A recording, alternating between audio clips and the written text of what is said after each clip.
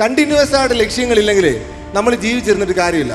നടക്കാൻ ഒരിക്കലും സാധ്യതയില്ലാത്ത എക്സ്പെഡീഷൻസ് എടുക്കുക, അത് വളരെ ശ്രമകരമായ രീതിയിൽ നടത്തി വിജയിപ്പിച്ച് ആ ഒരു മോട്ടിവേഷൻ മറ്റുള്ളവർക്ക് കൊടുക്കലാണ് എൻ്റെ. കാരണം എഞ്ചിനീയറിംഗ് കഴിഞ്ഞിട്ട് ഞാൻ PSCക്ക് വേണ്ടി പഠിച്ചു, അമ്മയുടെ ആഗ്രഹമാണല്ലോ. എല്ലാ പരീക്ഷയും പാസ്സായി, അങ്ങനെ സെക്രട്ടേറിയറ്റിൽ കയറി. അപ്പോൾ എൻ്റെ ഒരു പ്രത്യേകത എന്ന് വെച്ച് കഴിഞ്ഞാൽ എനിക്ക് എന്ത് കണ്ടാലും അതിൻ്റെ ടോപ്പിലെത്തണം. ഇപ്പോൾ ടോപ്പിൽ ഇരിക്കുന്ന ആരാ? IAS കാരാ. എനിക്ക് IAS ആവണമെന്നുള്ള ആഗ്രഹത്തിൽ ഞാൻ ഡൽഹിയിലേക്ക് കൂട്ടുകാരൻ്റെ 3 ലക്ഷം രൂപ മേടിച്ചിട്ട് വണ്ടി കയറിയതാണ്. അവിടെ പോയി ജോയിൻ ചെയ്ത് ആത്മാർത്ഥമായിട്ട് പഠിച്ചു. പക്ഷേ എനിക്ക് സിവിൽ സർവീസ് പാസ്സാകാൻ പറ്റിയില്ല. അങ്ങനെ എൻ്റെ 3-4 വർഷങ്ങൾ പോയി. അപ്പം നമുക്ക് വരുന്നൊരു സാധനമാണ് ഡിപ്രഷൻ. ഇതിനെ നിങ്ങളെങ്ങനെ ഓവർകം ചെയ്യും? നിങ്ങൾ ചിലപ്പോൾ ഇദ്ദേഹം പറഞ്ഞാൽ പഠിക്കും, ജയിക്കത്തില്ല. അപ്പോൾ എനിക്ക് ഡിപ്രഷൻ്റെ സ്റ്റേജ് വന്നു. അങ്ങനെയാണ് ശരിക്കും ഞാൻ ഒരു മൗണ്ടനറിങ്ങിൻ്റെ കോഴ്സിന് ഹിമാലയൻ മൗണ്ടനറിങ് ഇൻസ്റ്റിറ്റ്യൂട്ട് ഡാർജിലിംഗിൽ പോയി ജോയിൻ ചെയ്യുന്നത്.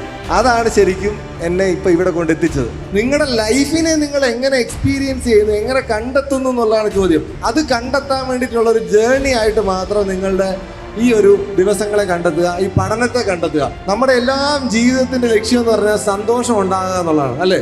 Everything is an experience. ഈ കേൾക്കുന്നതും കാണുന്നതും എല്ലാം എക്സ്പീരിയൻസ് ആണ്. അപ്പോൾ നിങ്ങളുടെ കഴിവുകൾ കണ്ടെത്താൻ നിങ്ങൾക്ക് സാധിക്കട്ടെ എന്നുള്ളതാണ് എൻ്റെ ഒരു പ്രാർത്ഥന.